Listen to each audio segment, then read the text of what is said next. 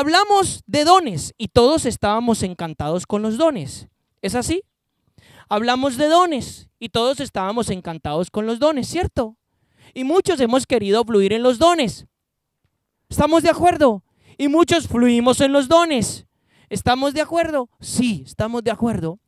Pero hoy voy a hablar de algo más importante que los dones. Y fíjate que los dones son muy importantes. Pero la palabra don va a revelar, nosotros tocamos pasajes, 1 Corintios capítulo 12, el versículo 4 y el versículo 11 del capítulo 12 de 1 Corintios, tocamos pasajes como estos y dijimos la palabra don. La palabra don, escuche, la palabra don es charisma o charis, regalo divino, favor, facultad milagrosa, capacidad espiritual, influencia de Dios en el corazón del hombre. Escuche, no hacemos nada, la palabra don tiene que ver con no hacemos nada para tenerlo. Usted no hace nada para tenerlo, no hay ningún mérito. Dios se lo dio, se lo regaló, por tanto es un regalo, va a fluir. Eso es la palabra don. Significa de esa manera, vuelvo y lo repito, no haces nada para tenerlo. No haces nada, hermano, y todos tenemos dones y dones preciosos en el Señor. Entonces, ¿para qué son los dones? Los dones cumplen una función, la función de regalar al cuerpo y de, junto los dones, en la influencia o la dirección del Espíritu, una edificación corpórea o corporal de Cristo.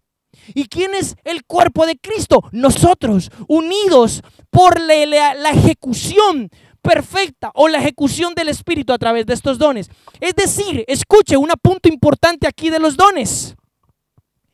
Cuando yo ejerzo mi don a mi antojo, no cumple la función corpórea, no cumple la función edificacional. Por eso los miembros del cuerpo no se hacen coyunturas, no se unen, no hay diseño de Dios. Solamente vemos una persona que brilla y que reluce y que sale por los demás. ¿Me entendió? Cuando el don es gobernado por el hombre, entonces la palabra don es un regalo. No tienes ningún mérito para ese don. ¿Está claro? Eso dice la Escritura. Capacidad espiritual, influencia divina en el corazón del hombre de parte de Dios, etcétera, etcétera. Ahí lo tienes. ¿Tienes tu don? Amén. ¿Tienes tu don? Sí, mírese las manos. ¿Tienes su don?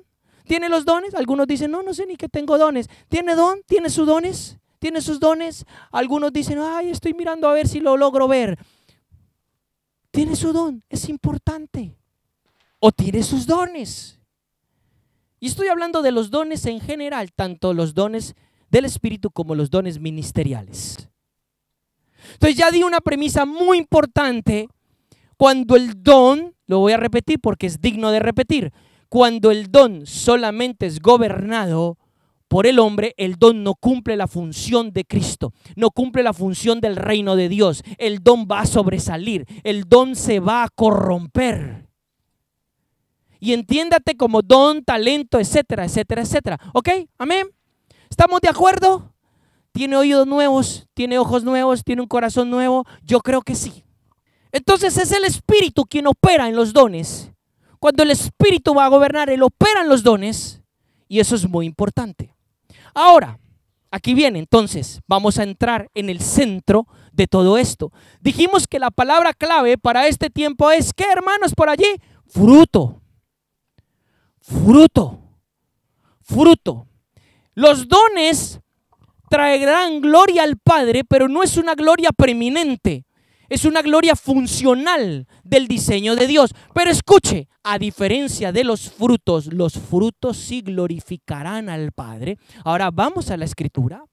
Los frutos están diseñados para que una persona pueda hacer una representación exacta del ADN del cielo, como lo era Cristo. Por eso Cristo podría decir, es que Felipe, ¿no ves que el Padre está en mí y yo estoy en el Padre? ¿No ves que somos uno? ¿Tanto tiempo estoy contigo y todavía no conoces al Padre? Por eso Cristo podía decir eso. Mi pregunta es, ¿nosotros como hijos de Dios podemos decir eso? ¿Será que alguien se nos acerca y dice, wow, veo a Dios en tu vida? Antes lo que ha manchado la iglesia es blasfeman los incrédulos y los impíos el nombre de Dios. ¿Sabe por qué? Por nuestra vida. ¡Wow! Terrible.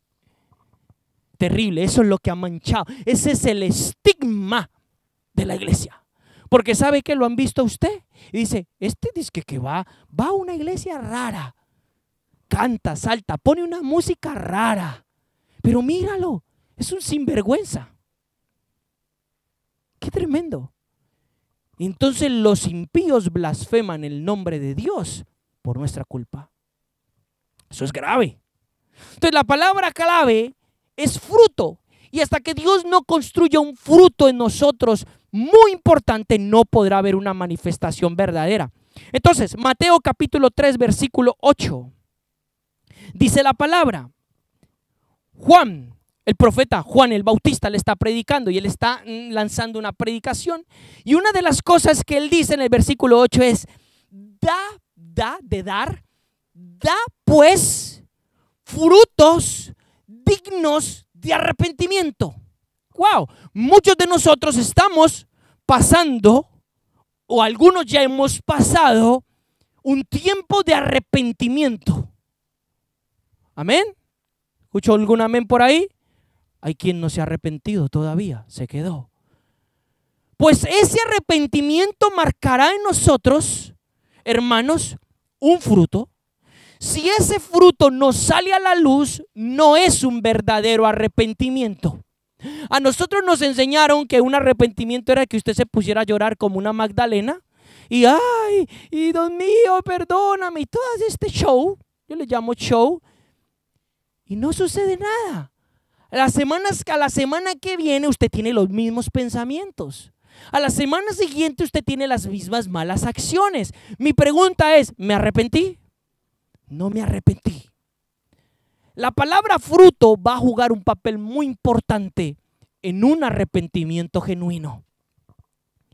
Entonces Juan dice aquí, frutos dignos de arrepentimiento. Otra escritura. Vámonos al capítulo 7 del mismo libro de Mateo. Entonces Cristo empieza a decir, por sus frutos los reconoceréis. Vuelvo y empiezo la escritura. Por sus frutos los reconoceréis. Y aquí Cristo dice, un principio espiritual muy importante. ¿Acaso se recojan uvas de los espinos o higos de los abrojos? Pregunta, ¿pueden salir uvas de una mata de espinos? No. ¿Puede salir un higo de un abrojo? No. El higo sale de la higuera y las uvas salen de la vid. No, escucha. Y él aquí muestra un camino de falsedad.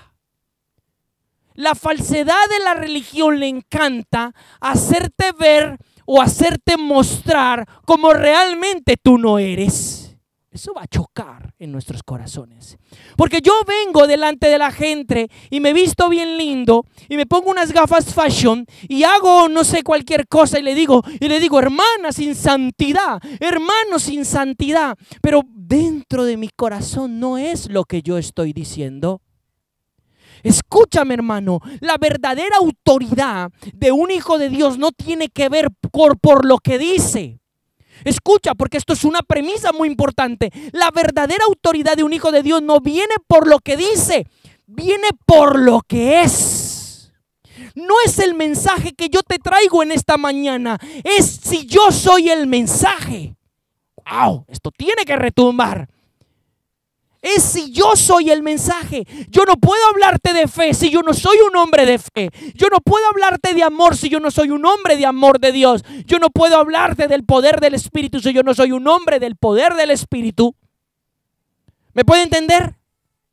Es el mensaje, el fruto el que va a marcar la trascendencia. Entonces Cristo por eso dice, ¿acaso se recoge esto de esto? Ya lo sabe, versículo 17. Así, todo árbol bueno da buenos frutos, pero el árbol malo da malos frutos. No puede un árbol bueno dar frutos malos, ni un árbol malo dar buenos frutos. ¿Ustedes recuerdan cuando Cristo en el capítulo 23 de Mateo confronta a los fariseos? Lo recuerdan y les dice, hipócritas, ¿cómo podéis decir lo bueno siendo malos? ¡Wow! Tremendo. Generación de víboras, ustedes están tan depravados que hablan algo bueno, pero son malos. La iglesia está leudada por el espíritu de los fariseos. Hablamos cosas buenas, hermano, gloria a Dios, aleluya, humillémonos, hoy hay quien predica, gloria a Dios, adoradores, aleluya, tal. Pero no somos lo que predicamos. No somos lo que decimos. Y ahí es donde Dios va a meter la mano y la va a meter bien fuerte y viene y te estropea para que tú hables lo que eres. ¿Me hago entender? El fruto tiene que ver con eso. ¿Recuerdan cuando Cristo confronta a los fariseos? ¿Lo recuerdan o no lo recuerdan? ¿Cómo podéis decir lo bueno siendo malos, generación de víboras, sepulcros blanqueados? Cerrasteis la llave del conocimiento, ni dejasteis entrar a los que querían entrar, ni vosotros tampoco entrasteis. ¿Cómo escaparéis del juicio de esta generación? No escaparon, fueron ajusticiados por Dios. Entonces la religión, el espíritu religioso, esa dinámica, esa liturgia, por eso rompía con la liturgia el otro día. La liturgia nos enseña a ser religiosos. Ay, vengo aquí con mi carita de santurrón y no pasa nada, pero el Padre está mirando fruto. El Padre te dice, ¿cuál es tu fruto? ¿Cuál es tu fruto que me presentes? ¿Cuál es tu fruto como hijo? ¿Cuál es tu fruta como hija? He lanzado 40,000 semillas. ¿Cuál es tu fruto de esa semilla? ¡Wow! ¿Cómo está mi tierra? ¿Me puede entender? Entonces Cristo pone dos premisas. La religión te pone una máscara. No se puede soltar uvas de los espinos ni higos de los abrojos. El árbol bueno tiene que dar un buen fruto y el árbol malo da un mal fruto. Aunque el árbol malo se enmascare, su fruto es malo. Por eso él dice al principio, versículo 16, los reconoceréis porque el fruto no se puede enmascarar. El que ve, ve de verdad. ¿Me hago entender? Versículo 19, todo árbol que no da buen fruto es cortado y echado al fuego. Así que por sus frutos los reconoceréis. Vamos a otra escritura. Gálatas 5:22. He dicho Mateo 3, Mateo 7, Gálatas 5:22. Entonces dice el versículo 22 de Gálatas, pero el fruto del Espíritu, y no está hablando, escúcheme bien, no está hablando del Espíritu de Dios. Teológicamente este pasaje lo hemos acomodado al Espíritu de Dios. El Espíritu de Dios no necesita tener frutos, es Dios. ¿Alguien entiende esto? El Espíritu de Dios no necesita tener frutos, es Dios. ¿Quién necesita tener frutos? Mi espíritu. Porque tu espíritu y mi espíritu viene opacado por la naturaleza caída de Adán. Viene adormecido. Tu espíritu y mi espíritu en Cristo va a recuperar lo que fue dado desde antes de la fundación del mundo. ¿Me hago entender? Entonces Gálatas dice, pero el fruto del espíritu es amor, gozo, paz, paciencia, benignidad, bondad, fidelidad, mansedumbre, dominio propio. Contra tales cosas no hay ley. Es importantísimo esa parte. Entonces la palabra clave allí es fruto. Fruto en el griego, hermano, es la palabra karpos. Significa resultado beneficioso. Fruto, escuche, descendencia. El fruto tiene que ver con carácter. Los frutos tienen que ver con mi carácter. Y escuche, como la palabra frutos y como el diseño de Dios en lo natural dice, el fruto se desarrolla mediante procesos. ¿Me hago entender? Procesos que muchos de nosotros hemos abortado una y otra vez porque le huimos a los procesos de Dios.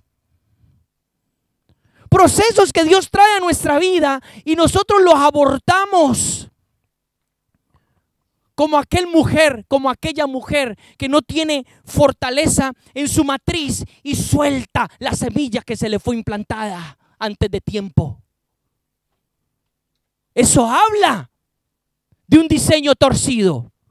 Entonces, frutos tienen que ver con carácter y el carácter se desarrolla mediante procesos. ¿Qué procesos, hermano? Imagine la tierra y crea que la tierra es su corazón o su corazón es la tierra, que es lo mismo. Entonces, cuando yo veo la tierra y voy a sembrar mi huerto personal, yo tengo que asegurarme, número uno, que esa tierra sea buena. Que esa tierra por lo menos tenga los nutrientes necesarios para que cuando yo tire la semilla, esa semilla no se vaya a perder. ¿Me está entendiendo? Lo segundo que yo tengo que ver es que arar, preparar esa tierra para que los nutrientes que estén debajo salgan arriba y así sucesivamente. Entonces se prepara un arado. Antiguamente eran los bueyes los que se yuntaban, es decir, se juntaban y se ponía un trozo de madera específico y el buey hacía un surco y que araba la tierra, la removía.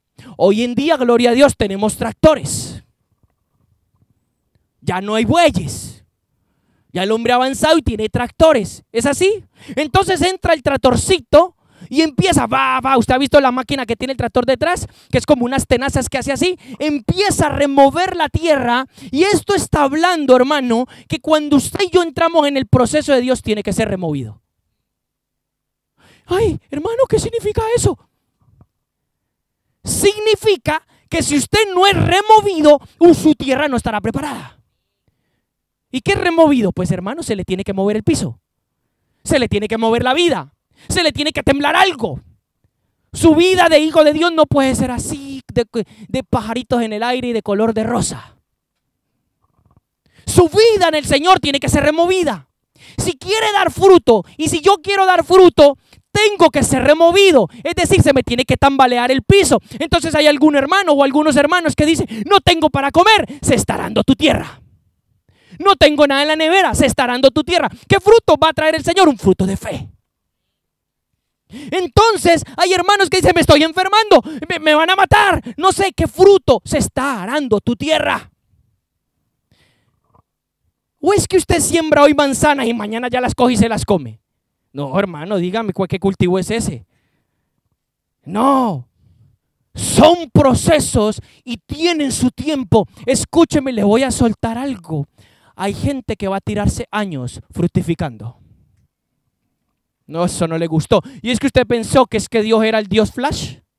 Y es que pensamos que Dios era Flash. No, hermano, pues déjeme decirle que tal vez ciertos frutos en su vida le llevarán 1 década, 2 décadas o 3 décadas. No lo sé, Dios lo sabe. Y va a depender también de ti. Frutos significa proceso. Primer proceso, entonces se prepara, se remueve. Mi vida se tiene que remover. El segundo proceso, ¿qué es? El arado. El tercero, viene la semilla y se siembra. El Padre suelta la palabra exacta. No es la palabra que yo quiero. Yo no puedo hincharme a escuchar a todo predicador nacido y por nacer. No es la palabra que yo quiera. Escúchame bien, mi amado hermano, no es la palabra que tú quieras, no es la palabra y la semilla que te va a hacer crecer que tú necesitas. ¿Para qué quieres hablar con ángeles si ni siquiera te has separado del pecado? No sé si me has entendido. Es la semilla que yo necesito y para eso el Padre pone unos sembradores que Él tiene estipulados específicos para que esa semilla sea soltada. Entonces necesitamos que el Señor haga algo extraordinario en nuestros corazones para que haya esa preparación. Y esa semilla específica, no dice la palabra en Pedro, desea como niño recién nacido la leche, ¿qué? No adulterada. Bueno, pues déjeme decirle, muchos hemos bebido un montón de leche adulterada. Si usted bebe algo adulterado, usted se intoxica. ¿Me está entendiendo? Usted no le puede dar leche mala a un bebé. Hermano, casi que lo mata. ¿Qué es leche mala? Pues esa leche que se le pasó. La leche ya sabe que tiene cuando usted tiene un bebé, tiene que tener la leche fresquita, bien preparada, todo esterilizado. O sea, tiene que tener unos ciertos cuidados. ¿Me está entendiendo? Usted no le puede dar lo primero que venga al bebé. Hermano, Dios nos está dando y quiere soltar es una palabra que te lleva al crecimiento, no adulterada. ¿No dice eso la Escritura? Claro que lo dice. Pero no, pastor, hay alguien que dice así. No, pastor, yo quiero que me enseñe sobre los vigilantes. No, pastor, yo quiero que me enseñe cómo ser arrebatado en el Espíritu. Y no está mal, me parece bien, gloria a Dios, aleluya, por todas las grandezas y proezas de Dios y del Espíritu. Pero ¿qué es lo que tú necesitas? Si yo me pongo la mano en el corazón y digo, ¿qué es lo que yo necesito como una leche espiritual no adulterada? Pues por ejemplo, quizás como caminar en amor verdadero. Como por ejemplo, ser verdadero, ser genuino, dejar el pecado, quitar el peso del pecado que me asedia para poder correr con libertad la carrera de la fe. O en algunos, dejar de ser soberbio. Dejar de tener un orgullo escondido. ¿Sabe cómo? Independencia. No, yo soy el que lo ora todo y el que Dios todo lo ve. Mentira cochina.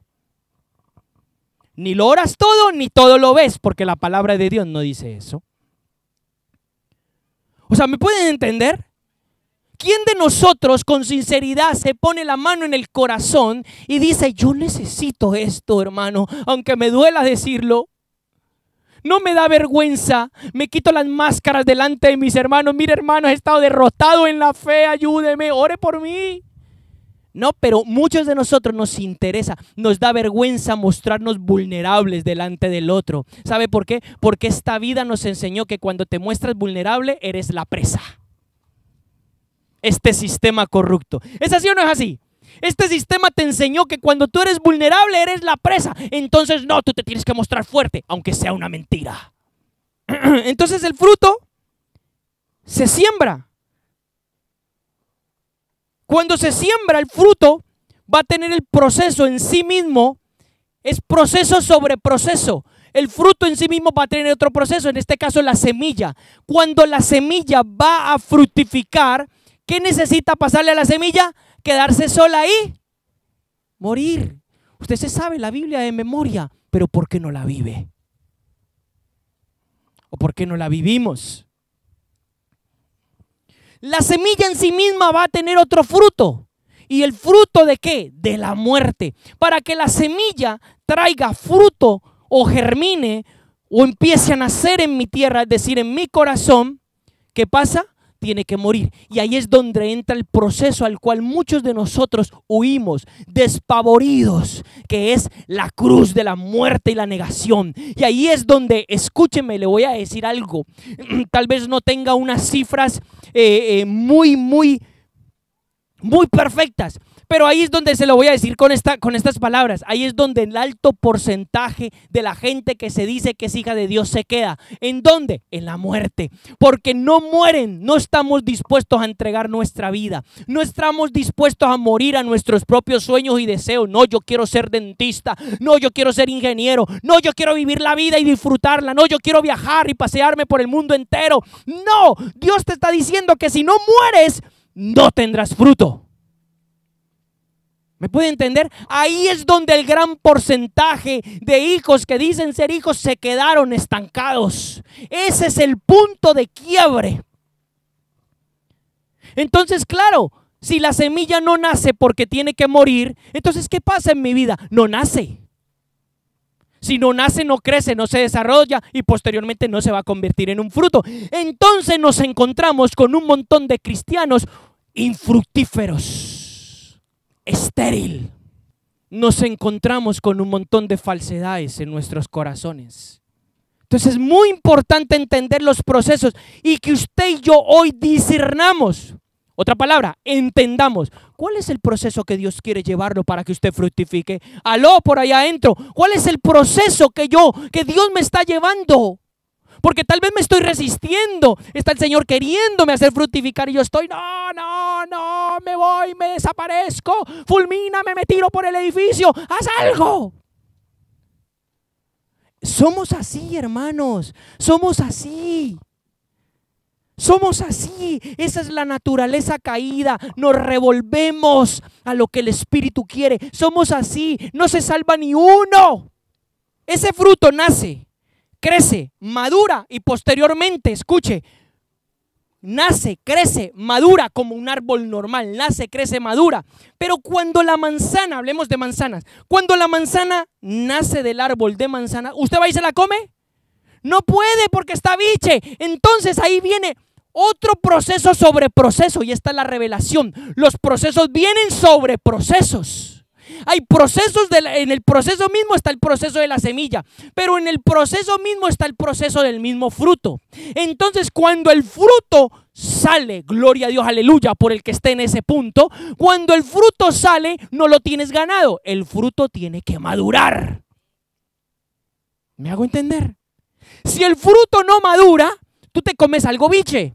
Tú te comes un mango biche. Bueno, el mango biche es delicioso, pero tú te comes algo biche.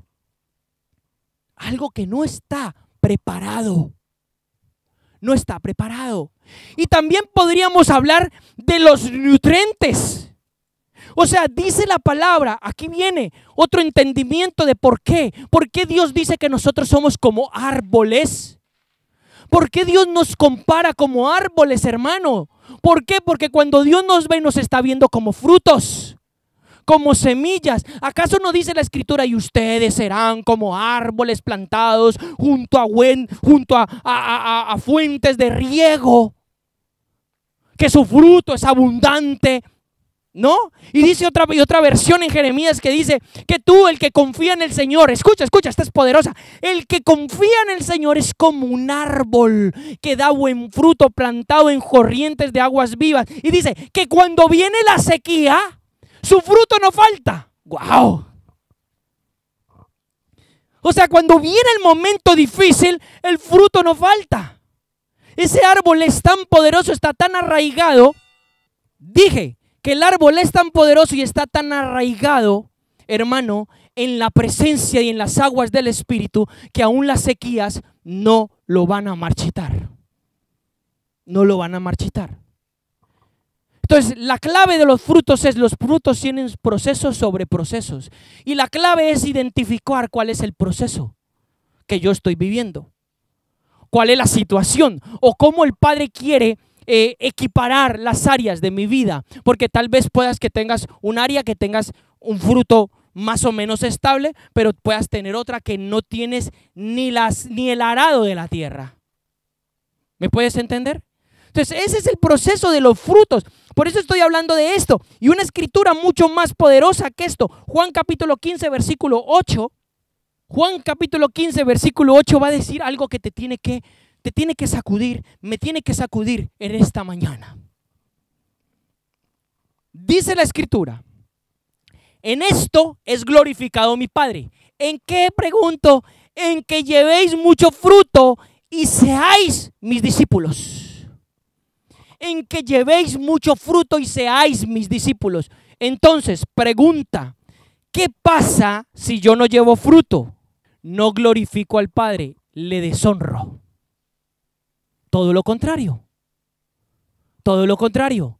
¿Qué pasa entonces cuando el Padre está lanzando semillas, está poniendo todo lo necesario para que yo sea un árbol bueno, etcétera, etcétera, etcétera, pero no llevo fruto? Deshonro al Padre. Soy una deshonra como hijo.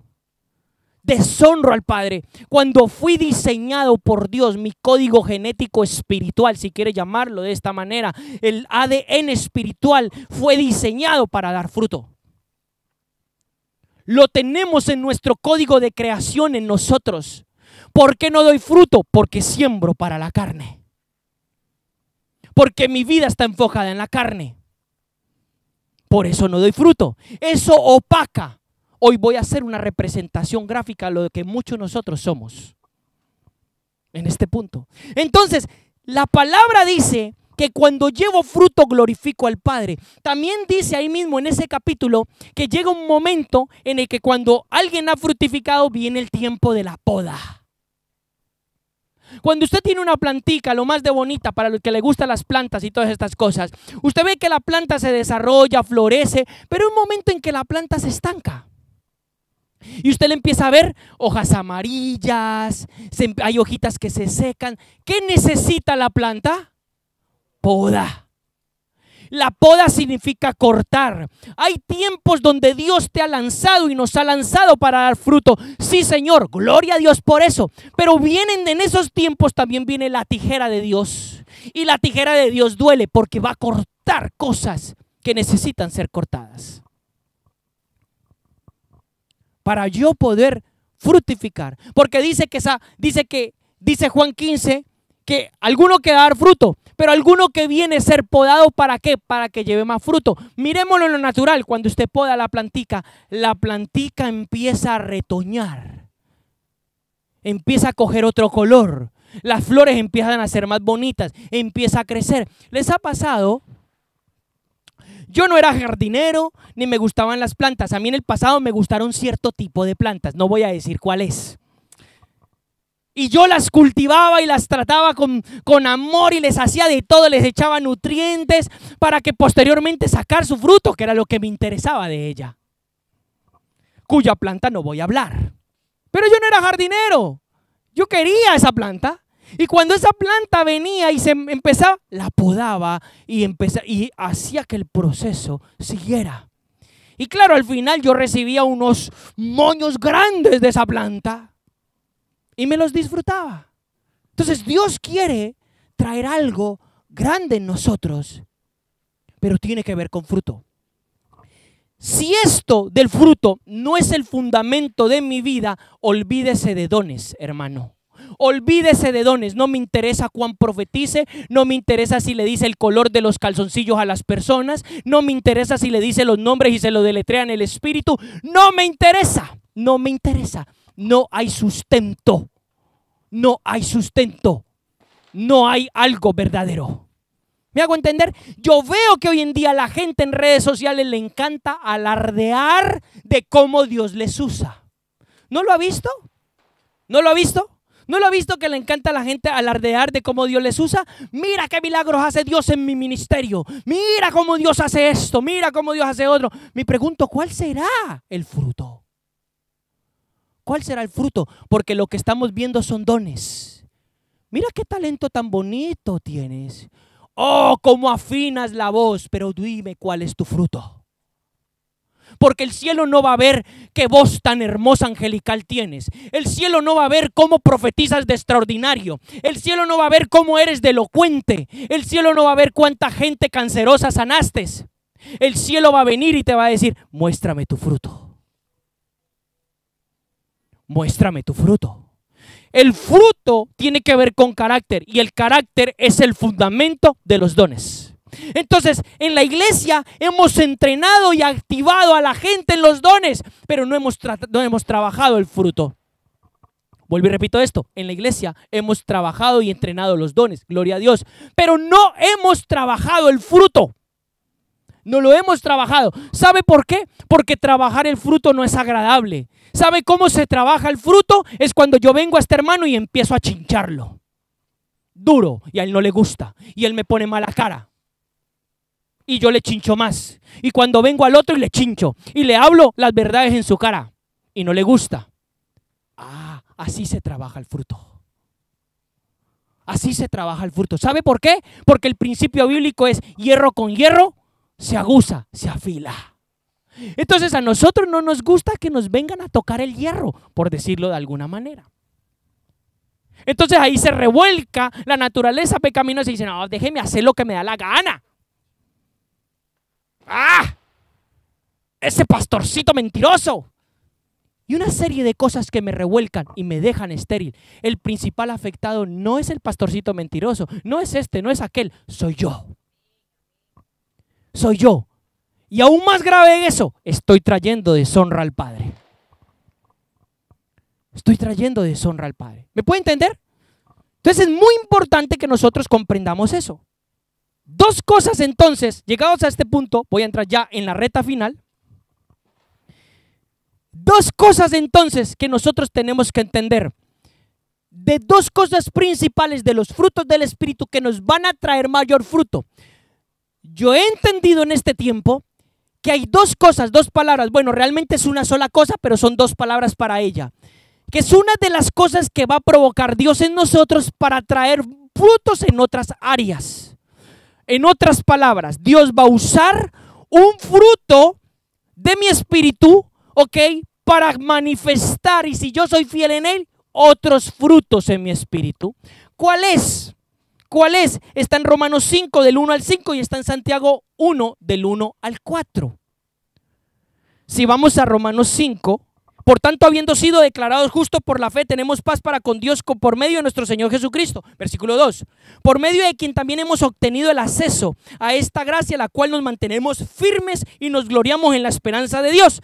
Verso 3. Y no solo eso, no solo me mantengo firme y me glorío en la gracia de Dios. No solo eso, dice, y no solo eso, sino que hasta nos gloriamos en las elipsis, en las tribulaciones, en las presiones, en las situaciones difíciles.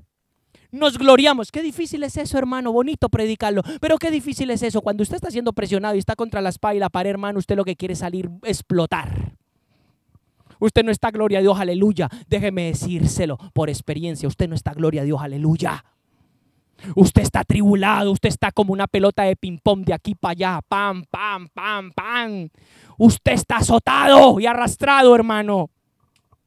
Pero Pablo dice, y no solo eso, nos gloriamos en las tribulaciones. En esa tribulación, cuando aprendes a encajar la tribulación, te glorías. Y dice entonces, y no solamente eso, nos gloriamos en las tribulaciones, sabiendo que la tribulación produce, en una versión, paciencia, pero la versión original es perseverancia.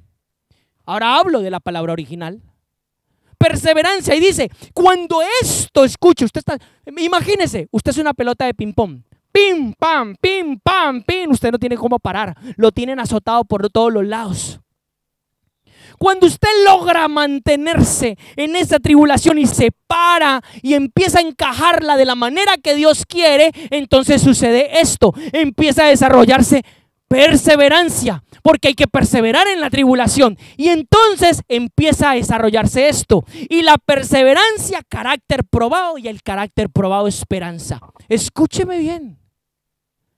¿Me está entendiendo?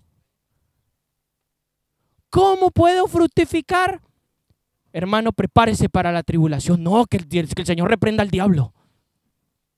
No me profetice eso. Dios no quiere eso para mí, Dios. Y entonces usted empieza a citar toda la escritura que se sabe. Dios tiene buenos pensamientos para mí, de alegría, de paz, de felicidad, de saltar como la Magdalena. No, Dios tiene tribulaciones preparadas para tu vida, hermano. Porque tú y yo necesitamos ser perfeccionados. ¿Lo aceptamos o no lo aceptamos? Si usted no lo acepta, usted tiene un problema con Dios, no conmigo. Usted sabrá lo que tenga que hacer. Dios tiene tribulaciones para ti y para mí. Ciertos procesos que marcarán a nosotros tribulación, para llevarnos a donde Él quiere llevarnos. Unos serán más fuertes que otros, otros serán más terribles que otros, no lo sé. Eso viene en la soberanía y el propósito de las personas. Antes de hablar de eso, Santiago, rápido. 1. Jacobo, esclavo del Dios y del Señor Jesucristo, a las 12 tribus de Israel que están en la dispersación o en la diáspora. Salud. Dice, hermanos míos, tengan por sumo gozo cuando se vean envueltos en diversas pruebas.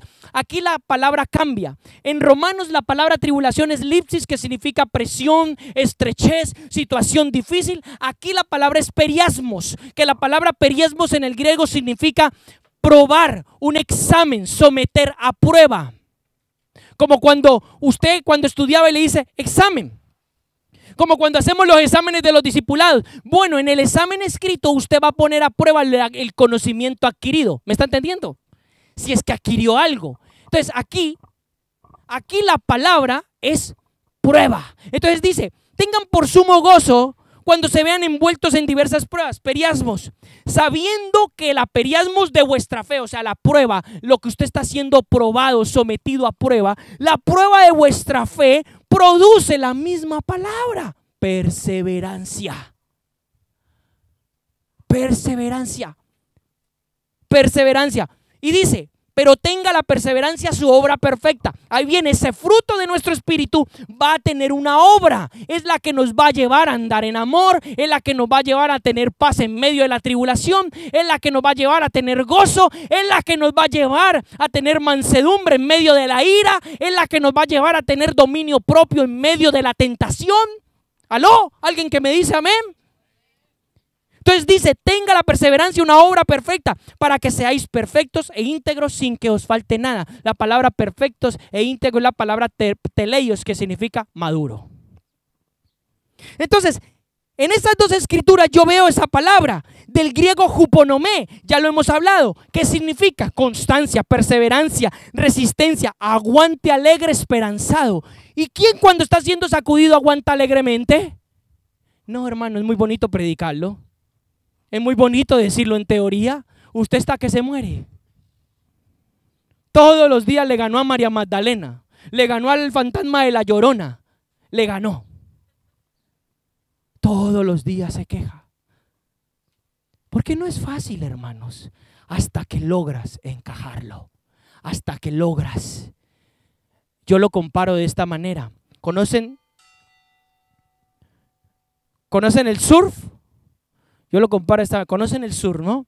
Cuando usted está empezando y aprendiendo a surfear, usted no se sube la tabla, ni se puede subir a la tabla. Mucho menos la tabla con una ola. Primero que usted tiene que desarrollar es equilibrio. Lo segundo es saberse mover con la tabla. Y lo tercero es empezar a cabalgar olas diminutas. Y así sucesivamente. Es un proceso de aprendizaje. Cuando Dios nos enzarza o nos mete en un proceso de fruto de todo lo que estamos hablando, usted tiene que aprender. Usted y yo tenemos que aprender. Aún en eso hay un aprendizaje. No es que usted entró automáticamente y usted dijo, oh, aleluya, y estoy surfeando las olas de Nazaret. Para su conocimiento, las olas de Nazaret son las olas más grandes del mundo. No, usted primero se ve como el ping pong pam. Y luego, en medio de eso y de la desarrollar perseverancia, usted empieza a recobrar el equilibrio y empezar a estabilizarse de lo que Dios está haciendo. Le estoy trayendo un entendimiento que tal vez usted no lo ha visto, hermano. Porque es importante que nosotros entendamos para poder fructificar en esto. Entonces, esa palabra huponomé dice continuar de pie bajo circunstancias difíciles. No asumiendo una actitud pasiva, sino una actitud fuerte, como quien resiste activamente ante los inconvenientes y el fracaso. Pero hay otra palabra que es sinónima, que sale en Gálatas 5:22 cuando dice fruto del espíritu de paciencia, ¿me entiende? Y es la palabra macrosumia. Es una palabra en el griego compuesta de macros y sumos. Macros es de largo, de alguien que es como largo. Y macros es temperamento. O sea, el significado de macrosumia, escuche, es soporte, aguante, grandeza y constancia en el ánimo en las adversidades. Palabra clave en el castellano, longanimidad. ¿Qué es longanimidad? Constancia y perseverancia. Escuche, para estos frutos hay algo que yo tengo que tener en mi vida. Y escuche esta palabra porque es muy clave. Disciplina. Un japonés decía, escuche lo que le voy a decir. Todos sabemos que los japoneses son inteligentes, ¿cierto? Todos sabemos que los japoneses llevan la delantera en la industria. Son los primeros en hacer los carros híbridos, son los primeros en hacer los carros de marcas más fiables. Son los japoneses, hermano. Usted va a Tokio y usted se queda con la boca abierta, como ellos viven. Ellos no están viviendo en el 24, ellos viven en el 70 ya, por allá. Hermano, cuando vaya a Tokio me lo cuenta. Todos sabemos eso de los japoneses. Los japoneses saben qué dicen de los latinos. Los latinos son muy inteligentes. Tú le enseñas el trabajo y lo aprenden. Pero los latinos son tremendamente indisciplinados. Tremendamente indisciplinados. Lo contrario a los japoneses. Los japoneses pueden ser inteligentes, pero los japoneses son más disciplinados que inteligentes. Y su disciplina es la que los lleva al éxito. ¿Sabe qué es lo que me va a llevar a mí a la constancia, a la perseverancia? Número 1, la disciplina. Disciplinas espirituales. Sin disciplina yo jamás podré desarrollar constancia o perseverancia. Y como hemos visto, este fruto en particular me va a llevar a desarrollar los otros frutos que mi espíritu necesita. Es un fruto clave. Es un fruto clave. Entonces, ¿cómo definimos personalidad? ¿Cómo definimos carácter? Personalidad en el individuo. El carácter de la persona está manifestado, escuche, por pensamientos, valores, motivaciones, actitudes, sentimientos, acciones y reacciones. Escúcheme, tú no eres lo que eres cuando estás tranquilito, tú eres lo que tu reacción dice. Cuando viene alguien a chincharte y alguien viene a maltratarte, tu reacción dirá quién eres tú. No sé si lo agarró. Si tú reaccionas con rabia, si tú reaccionas con cólera, si tú reaccionas con repudio, ese eres tú. Tú no eres el buenecito o la buenecita o la amable que toda la gente conoce. No, tú eres lo que tú reaccionas. Tu carácter está fundado, vuelvo y repito, en pensamientos, valores, a qué le das valor a tu vida, motivaciones, con qué motivación hago lo que hago, sirvo al Señor para que me pongan la medallita en el peso y me digan buenos días, hermano, gloria a Dios, que le vaya bien. ¿Por qué sirvo al Señor? ¿Me está entendiendo? ¿Cuál es la motivación? ¿Por qué voy y le tiro una bolsa de comida a mi hermano? ¿Para sentirme bien y alimentar mi ego y decir, wow, ponte la medalla tú mismo? ¿O por amor? ¿O por sinceridad? ¿O por altruismo? ¿Me está entendiendo? Motivaciones. Actitudes. ¿Cuáles son mis actitudes? Mis sentimientos. El carácter también se enraiza en sentimientos. Si mis sentimientos o emociones están torcidos, es mal carácter. Entonces yo no puedo ser, escúcheme, hermanos y hermanitas que sufren tanto de los sentimientos. Entonces no puede ser que entonces ya al hermanito tal, ay, yo ya le perdoné, pero veo al hermanito y le hablo con aspereza, le hablo mal. No, hermano, no, usted no. No, ¿por qué? Mal carácter. Mal carácter. No, yo no me doy cuenta de eso. No nos damos cuenta de eso, hermanos. Eso va en modo automático. Acciones y reacciones. Entonces, esto para anotar, para el que esté anotando, gloria a Dios. Malas decisiones de Esaú, está en Génesis 25, del 29 al 34. ¿Cuál fue la mala decisión de Esaú? Vender su primogenitura. ¿Por qué? Por algo terrenal, por un potaje de lentejas. Eso dice algo. ¿Cuál? Mal carácter en qué? Su prioridad no estaba en la bendición de Dios, su prioridad estaba en sus fuerzas o en su deleite. Eso dice mucho de mi vida. ¿Dónde está mi prioridad? Malas decisiones en Esaú. Número 2, malos deseos en un hombre llamado Demás. Segunda de Timoteo capítulo 4 versículo 10. Dice ese versículo, Pablo dice, Demás me abandonó en la obra del Señor por irse tras las cosas de este mundo. Lo repito, segunda de Timoteo 4:10. Malos deseos de un hombre llamado Demás. Dice que Demás abandonó a Pablo por irse detrás de los malos deseos de este mundo. Entonces la pregunta que usted y yo me hago en esta mañana es, ¿cuáles son sus deseos? ¿De qué va detrás su corazón? ¿Qué es lo que más desea en esta vida? ¿El último carro modelo? ¿La casa con chalet y con piscina? ¿Viajarse y darle la vuelta al mundo en 30 días? ¿Qué? ¿Cuál es lo que más desea? Porque tu deseo dirá también cuál es el enfoque. Obras de desobediencia, estas las conocemos y las conocemos de bien. Amén. ¿Conocemos bien las obras de desobediencia? Conocemos las obras de desobediencia, no una, sino que ya perdimos la cuenta. Bueno, ustedes ya saben, de esto hemos hablado. Saúl, un hombre muy conocido por nosotros, ¿cierto que sí? En Primera de Samuel, capítulo 15, del versículo 1 al 35. Saúl, ya saben, Saúl hizo lo que le dio la gana. Saúl no quería agradarle a Dios, quería agradarle a la gente. Yo hace poco tenía una conversación con una mujer muy cercana a mí, no voy a decir quién es, y le decía, ¿a quién vas a agradar?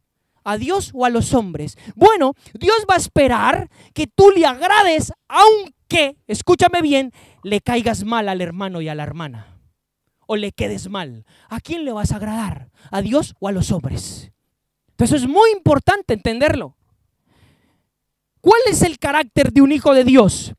la dedicación, son gente que escuchan a Cristo, que siguen a Cristo. Escuchen, no siguen a los hombres, no siguen a los pastores. La palabra dice, yo soy el buen pastor. ¿Quién? ¿El pastor del ministro? No, Cristo. Yo soy el buen pastor. Las ovejas me conocen y las ovejas escuchan mi voz. Lo que pasa es que hay gente que dice que escucha la voz de Cristo y no está escuchando la voz de Cristo.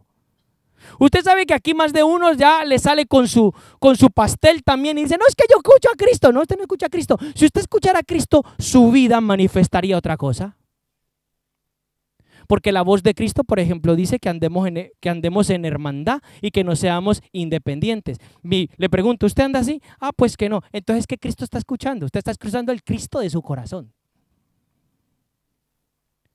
Entonces, los hijos verdaderos de Dios escuchan a Cristo, siguen a Cristo. ¿Cuál es su posición delante de Dios? Intachables, Filipenses 2:15, fieles, Apocalipsis 17:14, repito. Número 1, ¿cuál es su posición delante de Dios? Intachables, Filipenses 2:15. Número 2, fieles, Apocalipsis 17:14. Número 3, consagrados. Hemos hablado de la consagración. ¿Qué significa consagración? Separación para Dios. Consagrados, segunda de Pedro 2:9. Santos, separados, Colosenses 3:12. Podríamos definir que el pueblo de Dios debería de ser ¿qué? Humilde, amoroso, manso, misericordioso, obediente, puro, sincero, cortés, de una sola mente, de un solo pensamiento, de un solo propósito, lejos de las divisiones, hospitalarios, generosos. ¡Wow! Esa palabra nos queda grande. Apacibles, pacientes, firmes. Ahí he dado una definición más o menos clara de qué es lo que Dios quiere de nosotros. Hablando de carácter. Dice el libro de Proverbios 20:11. Analicen a los niños. Miren a los niños. Padres, miremos nuestros hijos. Ya con sus acciones deja ver el niño si su conducta será limpia y recta. Ah, amigo. Ya con sus acciones deja ver el niño si su conducta será limpia o recta. Padres, analicemos nuestros hijos. Nuestros hijos a veces están plagados de egoísmo, plagados de malas cosas. Y nosotros, ay sí, el ministerio. Y nuestros hijos por allá llenos de telarañas. Analicemos nuestros hijos. Una de las bases más grandes que yo tengo que tener como hijo de Dios, no se me asuste, estoy sobre tiempo todavía. Una de las bases más grandes que yo tengo que tener como hijo de Dios, siempre lo he dicho. A mí me preguntaron una vez, ¿cuál es la virtud más grande del reino de Dios? Y yo lo lancé en un programa que tengo por ahí por YouTube que se llama Las Perlas del Reino. La virtud más grande del reino de Dios, ¿cuál es? Amén, hermana. Usted sí se lo vio y lo atesoró. La humildad. Una de las virtudes o la virtud más grande del reino de Dios es la humildad. Porque la humildad va entrelazada con la adoración. Si eres humilde, adoras. Si eres altivo, no adoras. ¿Cuál es lo opuesto a la humildad? La soberbia y el orgullo. Una de las virtudes o la virtud más grande en el reino de Dios es la humildad. Entonces, ¿qué dice? Filipenses capítulo 2, versículo 1. Voy a darle solo un versículo de esto. Filipenses, ahí los otros los anotan. Filipenses capítulo 2, versículo 1. Dice así: por tanto, si hay alguna consolación en Cristo, si hay alguna exhortación de amor, si hay alguna comunión de espíritu, si hay algún afecto entrañable de misericordia, completa mi gozo para que seáis de un mismo sentir. Hermanos, de un mismo sentir. ¿Cuántas veces hacemos y decimos, hermanos, hagamos esto juntos? Ay, hay quien que dice, no, yo esto, yo lo otro. Uno dice papa, otro dice ayuca. Hermano, sean de un mismo sentir, teniendo un mismo amor, unánimes y teniendo los mismos sentimientos. Y aquí viene, por favor, escúchelo. No hagáis nada por rivalidad o por vanagloria. No hagáis nada por rivalidad o vanagloria. No hagáis nada por rivalidad o vanagloria, sino que con humildad. Aquí viene, escuche, ¿cómo? Humildad. Considerándoos, ¿qué dice? Los unos a los otros como superiores a vosotros mismos. no mirando cada cual su propio interés, no mirando cada cual su propio interés, sino aún por el de los demás. Escuche, tengan vosotros el mismo sentimiento que hubo en Cristo Jesús. Y ahí empieza a soltar el modelo de Cristo, que siendo Dios se humilló a ser hombre. Dice que considerando a los otros mejores que vosotros mismos. Al revés, nosotros nos consideramos mejores que los demás. Yo soy el que mejor predico, yo soy el que mejor profetizo. Yo soy el único. Considerando los demás mejores que nosotros mismos. La humildad. Versículos, otras escrituras para que usted pueda revisar en casa. Colosenses capítulo 3, versículos 12 y 13. Primera de Pedro capítulo 5, versículos 5 y 6. Repito. Colosenses capítulo 3 versículos 12 y 13, Primera de Pedro capítulo 5 versículos 5 y 6 y la que hemos tocado, Filipenses 2 del 1 al 4. Puede leer también de ahí para abajo del 5 en adelante qué es lo que hizo Cristo, porque ese es nuestro modelo. Bueno, la palabra original, la palabra clave de la humildad es tapeinosfrosune. Significa humillación de mente, modestia, humildad. Escuche, una actitud humilde de interés de procurar el bien ajeno. Escuche esto, a costa del propio. Hermano, esos son los verdaderos hijos. Una actitud humilde de hacer el bien ajeno a costa del propio. Hermano, dígame, ¿cuándo hacemos eso? Eso significa que cuando Dios te da el pan y otro no tiene el pan, tú te quites ese pan y se lo des a él, aún sacrificando tu propio bienestar. La humildad, las obras de la humildad tienen que ver con esto. Total ausencia de arrogancia y de engaño y de altivez. Renunciando, hermanos, a la autosuficiencia, los miembros del cuerpo de Cristo pueden mantener la unidad en el espíritu. Repito esto porque es digno de repetir. Renunciando, hermanos, a nuestra autosuficiencia, los miembros del cuerpo de Cristo podemos mantener la unidad en el espíritu. ¿Quién está dispuesto a renunciar a la autosuficiencia? La humildad viene de la raíz, la palabra tapeinosofrune viene de la raíz tapeino. Rebajarse, envilecerse, humillarse. Una persona libre de arrogancia y de autoexaltación. Alguien, sencillamente, alguien que se somete a la voluntad de Dios. ¿Somos humildes? Cristo dijo, sean como yo, que soy ¿qué? Manso y humilde de corazón. La humildad es una de las virtudes más grandes del reino de Dios. La persona que camina en humildad, camina en Cristo. La persona que logra desarrollar humildad camina en Cristo. Tiene otros conceptos al cuales no voy a entrar, pero tiene otros conceptos. Pueden anotar esto. Proverbios 22:4 habla de humildad.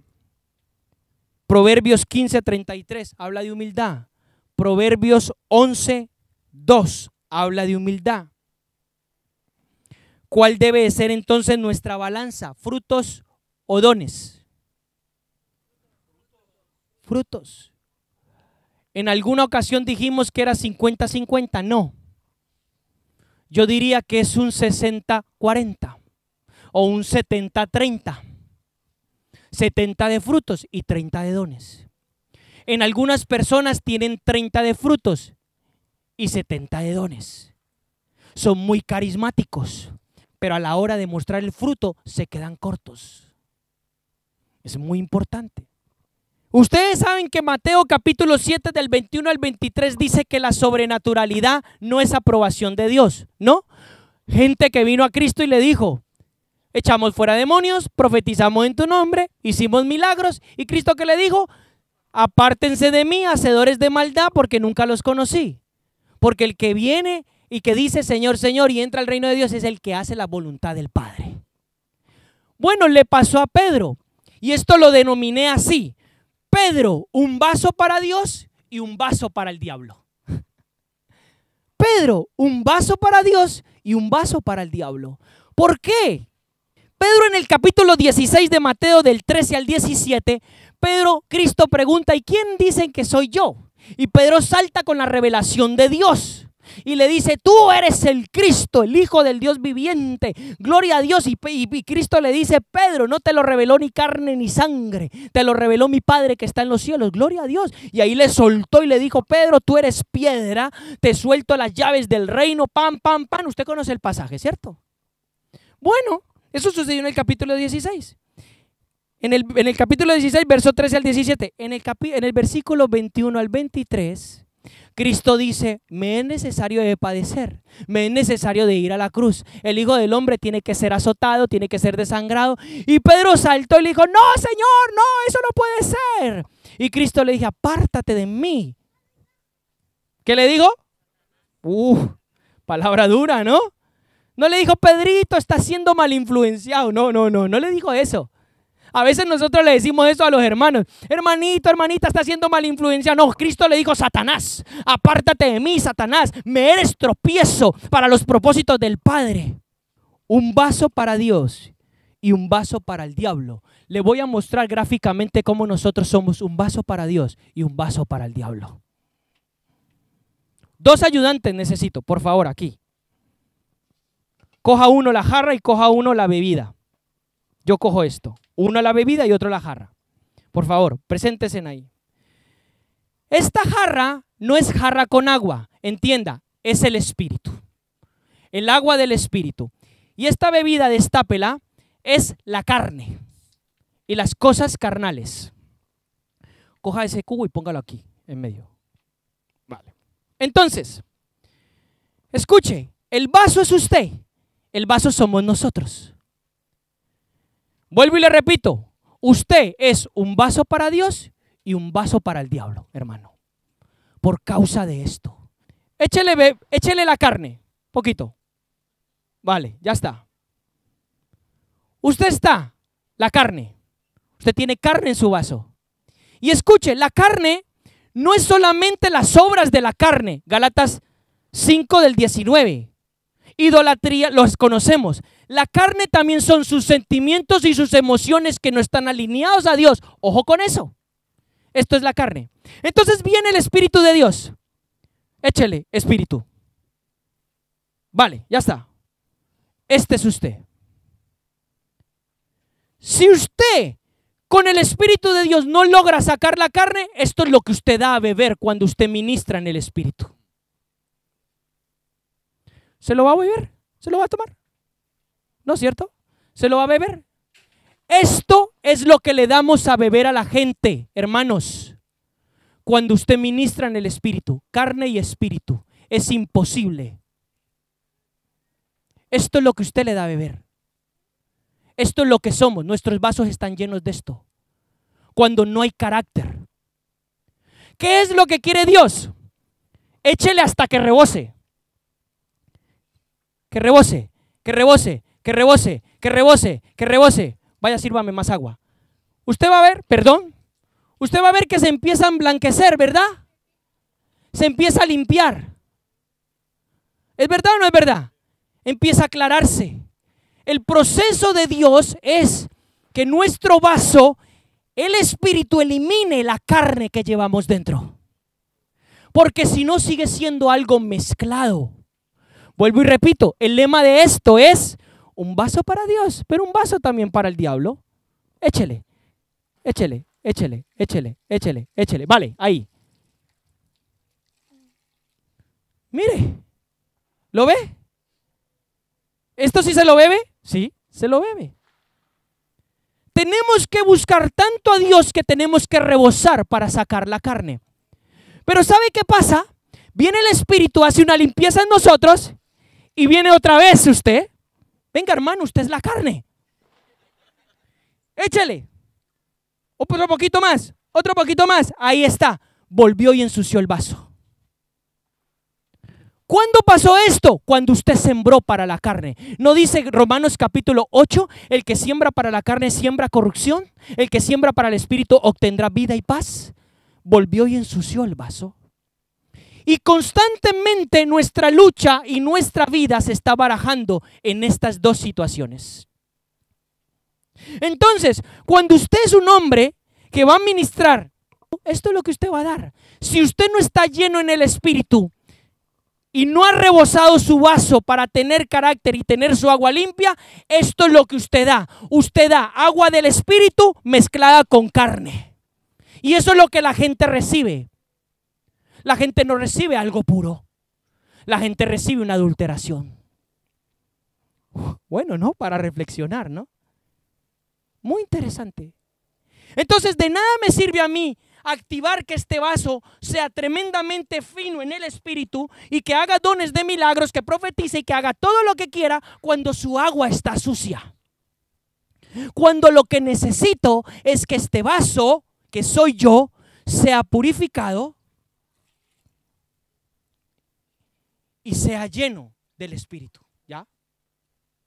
Entonces yo tengo algo verdadero que dar. Gráficamente le estoy mostrando qué es lo que sucede en nuestros vasos. Nuestros vasos están adulterados y tienen carne. Y lo que Dios busca es eso. El principio activo de esto es el Espíritu. Hay carne en nosotros, pero el Espíritu tiene que rebosar, que como estoy mostrando gráficamente, el agua saca la suciedad y hace que mi vaso sea un vaso apto y limpio, listo para dar de beber a otros, porque esos somos, vasos con agua que Dios va a usar para dar de beber a otros. ¿Me puede entender? Eso es lo que Dios busca de nosotros. Es lo que Dios busca de nosotros. Si no hay eso, no hay nada. No sirve tener tanto movimiento del Espíritu. Por eso Dios dijo, no va a haber derramamiento sin antes quebrantamiento del vaso, para poder ser llenos del Espíritu. Amén.